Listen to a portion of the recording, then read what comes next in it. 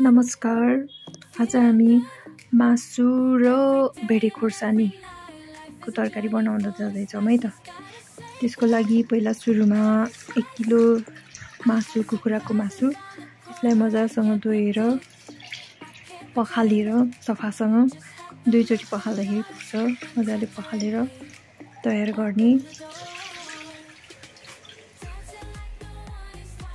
त्यसै गरी हामीलाई भेडे खोर्सानी चाहिएको। भेडे खोर्सानी अब काटेर तयार गरेको छु मैले।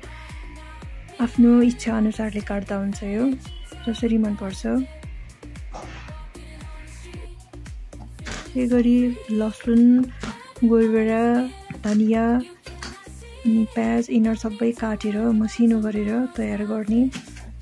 काटेर कुटेर अब जसरी इच्छा लाग्छ त्यसमा तयार गर्दा हुन्छ।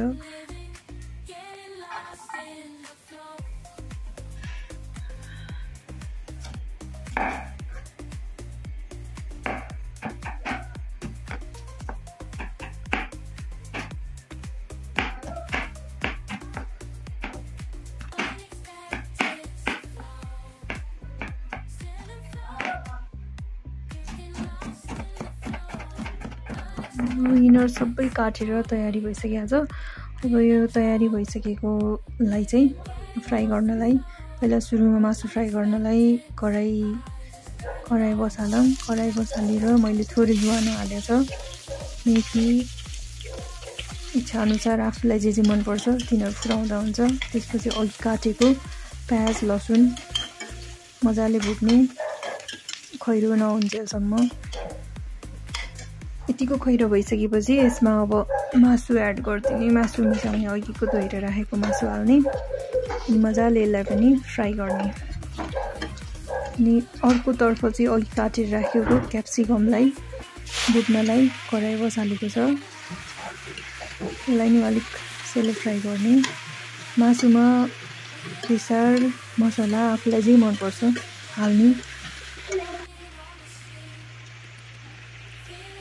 अब यतिको फ्राई भइसकेपछि अघि काटेर राखेको टमाटर छ, त्यो टमाटर हालेर थोरै पानी हालेर भुट्ने। अनि त्यसपछि क्याप्सिकम पनि हालिदिने अनि मजाले यसलाई चलाउने।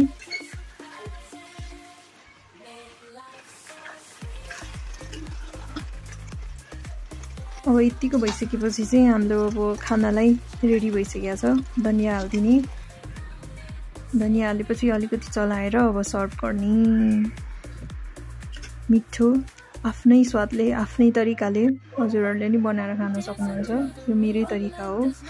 तपाईहरुको आफ्नै इच्छा अनुसार जसरी मनपर्छ बनाएर खान सक्नुहुन्छ। धन्यवाद।